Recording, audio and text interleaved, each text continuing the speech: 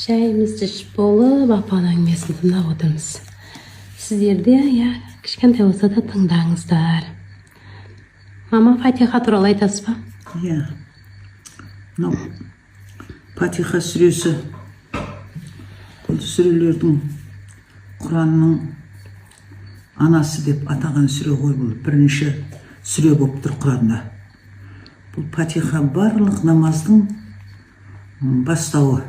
Барлық намазды Фатиха оқылады. Барлық намазды, Фатиханың қасиеті енді керемет, айтары жоқ. Мынау хадис шәріптерде тұр. Фатиха мен аятул курсиді оқыған адам сол күні жын мен шайтаннан ешқайсысы зиян тигізе алмайды дейді. Көз тимейді ол адамға. Жаңағы Фатиха мен аятул курсиді оқыған адамға ешқандай болып есептеледі. Сосын Фатиха сүресін көп оқыған адам Алла тағаланың ашуынан алдын алады.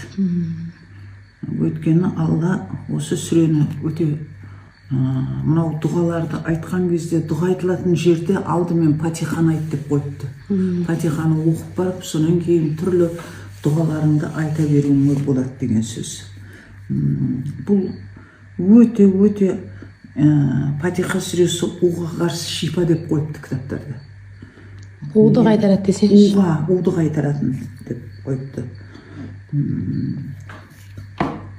Енді бұл сүрені өте көп, жаңағы намаздың барлық сүресінде, барлық жаңағы сүреде айтылатын себебі намазда түгел барлық намазда да барлық ракағатында бірінші оқылады ғой. Сол ракағаттарды бірінші. Бисмиллахир-рахманир-рахим.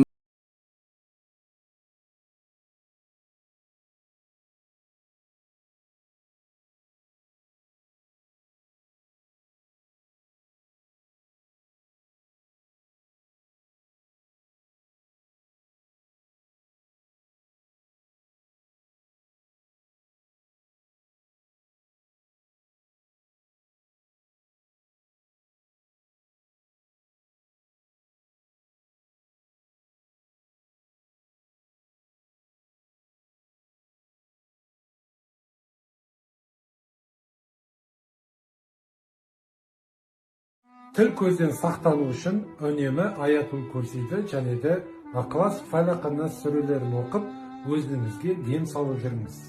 Көпшілік жерге бара жатқан кезде де осы сүрелерді оқып, өзіңізге дем салып алсаңыз, сізге ешқандай да тіл көз тимейді.